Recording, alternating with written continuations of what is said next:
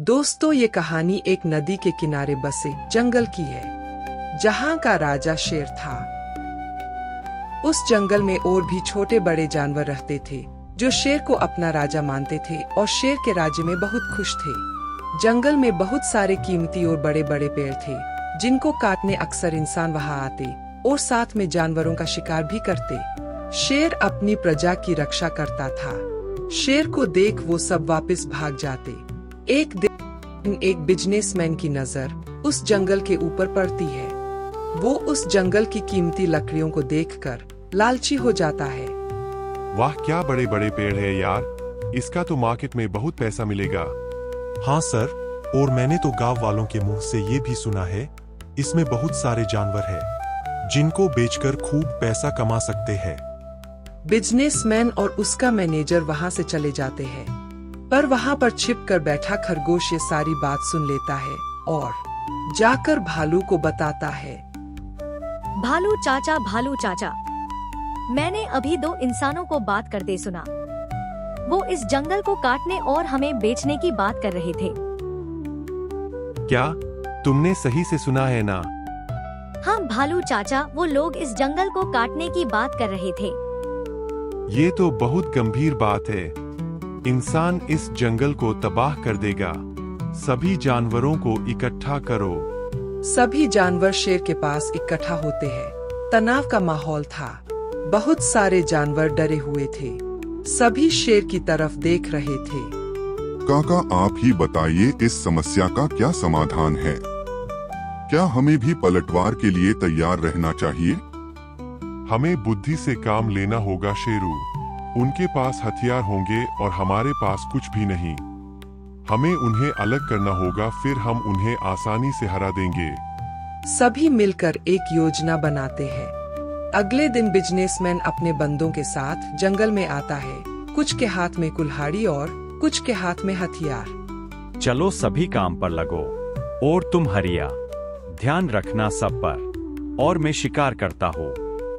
जी मालिक, मैं सब पर ध्यान रखता हूँ। आप शिकार का आनंद लीजिए। बिजनेसमैन शिकार के लिए जंगल में निकलता है।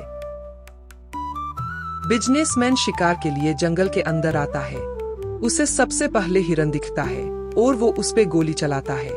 गोली लगते ही हिरन वहीं मर जाता है। गोली की आवाज सुन शेर वहां आता है और हिरन को मरा देख रोने लगता है। शेर इंसान पर हमला करता है, लेकिन इंसान के पास हथियार था। वे शेर को गोली मारता है और शेर भी वहीं मर जाता है। इसी शेर को देख ये गांव वाले डरते थे क्या? ये तो मेरे बाएं हाथ का खेल था।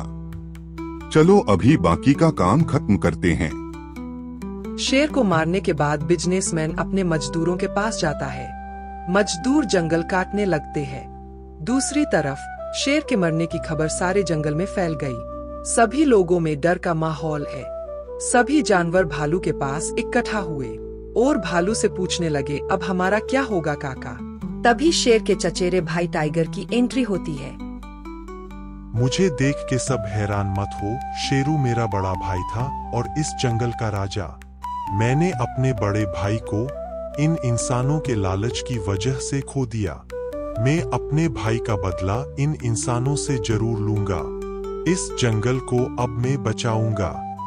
टाइगर अपने भाई का बदला लेने इंसानों के सामने जाता है, जहां पर उसके भाई का हत्यारा खड़ा होता है। हे इंसान, तेरी वजह से मेरा भाई और इस जंगल का राजा नहीं रहा। तुम लोगों के लालच के कारण कोई भी जीव इस धरती पर सुरक्षित नहीं। आज मैं तुमसे अपने भाई का बदला लेने आया हूँ। चलो देखते हैं कौन किसको मारेगा। तेरा भाई भी मेरे हाथों से मारा गया था और तुम भी मेरे हाथों से मारे जाओगे।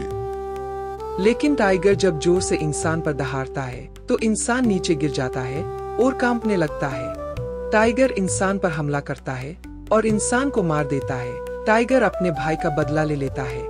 उधर अपने मालिक को मरा देख बाकी के वर्कर भाग जाते हैं। इसके बाद जंगल में शांति फैल जाती है और सब लोगों ने टाइगर को अपना नया रक्षक बना लिया। अब सब वापस पहले की तरह खुशी खुशी रहने लगे।